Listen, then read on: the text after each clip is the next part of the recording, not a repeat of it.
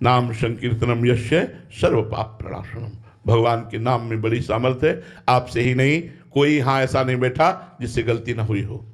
कोई ऐसा नहीं बैठा, क्योंकि भूमि परत भा ढाबर पानी, तिम जीवई माया लपटानी। हम सब माया ग्रसित जीव भगवान की करुणा, गुरु की करुणा से कुछ लड़खड़ाते हुए परमार्थ पथ पर चल पाते हैं। लेकिन अगर कहा जाए गलती सबसे होती है, सबसे गलती होती है। भगवान क्षमा करते हैं। भगवान कहते हैं सर्वधर्मान परित्यज्य मामेकम शरणम व्रज अहम त्वाम सर्व पापेभ्यो मोक्षयिष्यामि मा शुचा।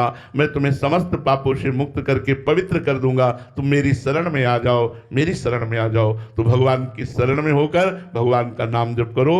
अब बहुत कठिन विषय एक है, पूरे जगत के लिए है, क्योंकि हम लोग उसी विषय पे चल रहे हैं। मन से लड़ पाना बहुत कठिन होता है।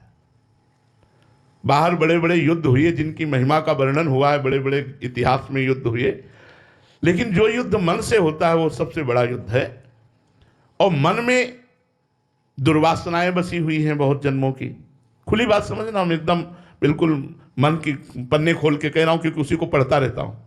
मन में दुर्वासना मम सदा परिकर्षयन्ति, दुर्वासनाएं हमको खींचती रहती भोगों की तरफ। और मन में इतनी प्रियता है कि इसकी बात को हम काट नहीं सकते। एक बार काटते हैं, दोबारा फिर रख देता है, दोबारा फिर रख देता है। आखिरकार हमको अपने मन की बात माननी पड़ती। सब कुछ करने के लिए तैयार है, लेकिन मन का विरोध सहन करने के लिए तैयार नहीं। यही साधक परास्त हो जाता है। और जिसने मन से ममता हटा ली और मन का विरोध करना सीख गया और मन को अपने अधीन कर लिया, वही परमात्मा को प्राप्त कर लिया। इतनी प्यार भरी बात मन से हमारी है कि कसम खवा लो, मन ने गलत क्रिया कराई, हम बिल्कुल छुपा जाएंगे, और जबकि इसकी पोल खोल देनी चाहिए, तब ये ठीक होगा। पर हम इतना प्यार करते हैं मन को कि मन की बात को नहीं काट सकते, और मन की बात को हम बोल नहीं सकते।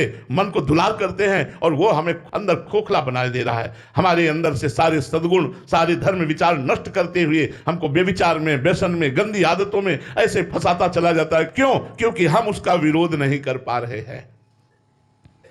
उसके विरोध करने पर वो इतनी व्यथा पैदा करता है, अशांति पैदा करता है कि ऐसे लगता है कि यार इसकी बात मान जाओ, काहे को इसका विरोध करो। तो साधक फिसल करके भोगों में चला जाता है। इसीलिए भगवान ने गीता जी में कहा है, यम ही न व्यथ्यन्ते ते पुरुषम पुरुषर सब सम दुख सुखा धीरम स्वमृतत्वाय कल्पते। इस व्यथा को सह जाना बड़ा कठिन है।